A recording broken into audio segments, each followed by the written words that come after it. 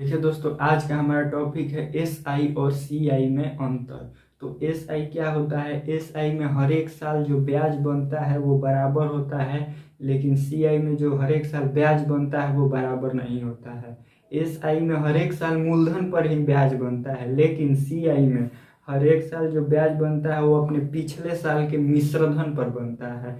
यानी कि दोस्तों, सी आई में मूलधन पर तो ब्याज बनता ही है, इसके साथ ही उससे पहले जितने भी ब्याज बन जाते हैं उन ब्याजों पर भी ब्याज बनता है। और देखिए दोस्तों, सी आई जो होता है वो सक्सेसिव इंक्रीज होता है, यानी कि क्रमागत वृद्धि। सक्सेसिव इंक्रीज हम बताए थे दोस्तों एक वीडियो में।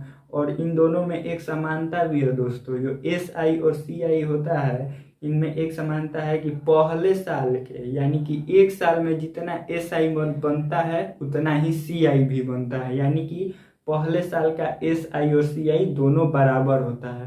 तो देखिए दोस्तों, हम एग्जाम्पल के जरिए आपको इसको समझाएंगे। देखिए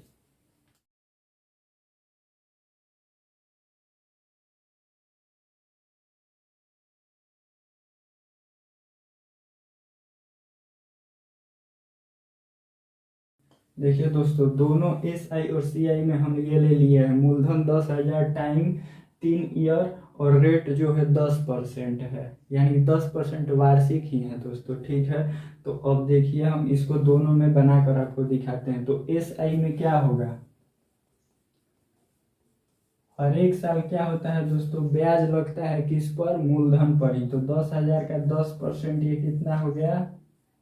1,000। यानी कि पहले साल का ब्याज 1,000, और दूसरे साल का भी ब्याज क्या होगा? 10,000 पर लगेगा 10%, यानी कि 1,000। तीसरे साल का भी ब्याज क्या होगा? 10,000 पर 10% लगेगा, यानी कि 1,000। यानी कि हर एक साल का ब्याज बराबर होता है, यानी कि 3 साल में कितना ब्याज बन गया? 3,000। ठीक है दोस्तों, तो यानी कि मिश्रधन कितना हो गया साधारण ब्याज से? 10,000 प्लस 3,000 बराबर कितना हो गया? 13,000। ठीक है दोस्तों, अब हम इसी को आपको सी आई के जरिए भी बनाकर दिखाते हैं। देखिए दोस्तों, 10,000 है, तो 10,000 का पहले साल में 10% लगेगा, तो कितना हो गया? 1,000। ठीक है, यानी कि पहले साल का सी आई और एस आई दोनों बराबर होते हैं, यानी कि पहले साल का साधारण ब्याज और चक्रवृद्धि ब्याज दोनों बराबर होता है।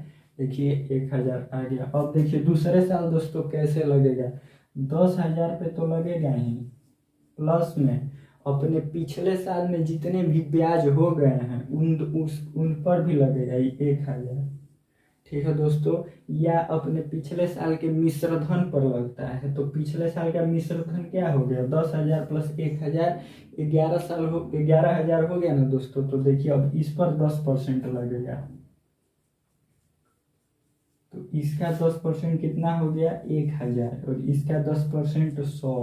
ठीक है, तो दूसरे साल का ब्याज कितना हो गया? 1,000 और 100, 1,100। ये क्या हो गया दोस्तों? दूसरे साल का ब्याज। अब देखिए तीसरे साल का ब्याज, तो 10,000 और प्लस, देखिए दोस्तों प्लस अब क्या लेंगे हम? अपने पिछले साल में जितने भी ब्याज बन गए हैं उन ब्याजों पर भी ब्याज लगता है। यानी कि पिछले साल में ये दो बन गए हैं ब्याज, तो इन ब्याजों पर भी ब्याज लगेगा। इस मूलधन पर तो लगेगा ही, प्लस में ब्याजों पर भी ब्याज लगेगा। यानी कि 1,100 और 1,000 कितना हुआ? 2,100। इस पर भी ब्याज लगेगा। ठीक है दोस्तों, तो इसका 10% निकालेंगे, तो ये कितना हो गया? 1,000, और ये कितना हो गया आपका? 210। 10% निकालेंगे तो कितना हो गया? तीसरे साल का ब्याज कितना हो गया दोस्तों? 1,210। यानी कि ये क्या है? तीसरे साल का ब्याज। यानी कि दोस्तों 3 सालों में ब्याज कितना हुआ? 1,000। ये पहले साल का, दूसरे साल का 1,100, तीसरे साल का 1,210। यानी कि 3 साल में कितना बन गया चक्रवृद्धि ब्याज? तो 3,000 और 200, 3,310। ठीक है दोस्तों, अगर मिश्रधन निकालना हो तो इसमें हम 10,000 जोड़ देंगे, क्योंकि मूलधन प्लस ब्याज बराबर क्या होता है? मिश्रधन। बराबर कितना हो गया? 13,310। ठीक है दोस्तों, तो ऐसे होता है चक्रवृद्धि ब्याज। चक्रवृद्धि ब्याज ये अगर आपको नहीं समझ में आया तो इसको हम दूसरे तरीके से भी बताते हैं दोस्तों। देखिए देखिए दोस्तों, इसको हम दूसरे तरीके से भी बता देते हैं। 10,000, पहले तो 10% निकालेंगे तो कितना आएगा, 1,000। अब हम बताए थे कि अपने पिछले साल के मिश्र धन पर लगता है, तो एक साल में कितना हो जाएगा, एक साल में मिश्र धन कितना हो जाएगा दोस्तों, 10,000 प्लस 1,000 बराबर कितना हो गया, 11,000। ठीक है, अब क्या होगा दोस्तों, अब इस पर ब्याज लगेगा, इस पर अपने पिछले साल के मिश्र धन पर। और साधारण ब्याज में क्या होता है, हर एक साल मूलधन पर लगता है। तो अब देखिए 11,000 का 10% निकालेंगे, कितना हो गया, 1,100। ये क्या हुआ, दूसरे साल का ब्याज। ठीक है दोस्तों, अब क्या हो जाएगा, मिश्र धन इसका 11,000 प्लस 1,100 बराबर कितना हो गया। ठीक है दोस्तों, अब इस पर ब्याज लगेगा तीसरे साल में। अब इस पर यानी कि अपने पिछले साल के मिश्र धन पर, तो इसका 10% कितना हो जाएगा,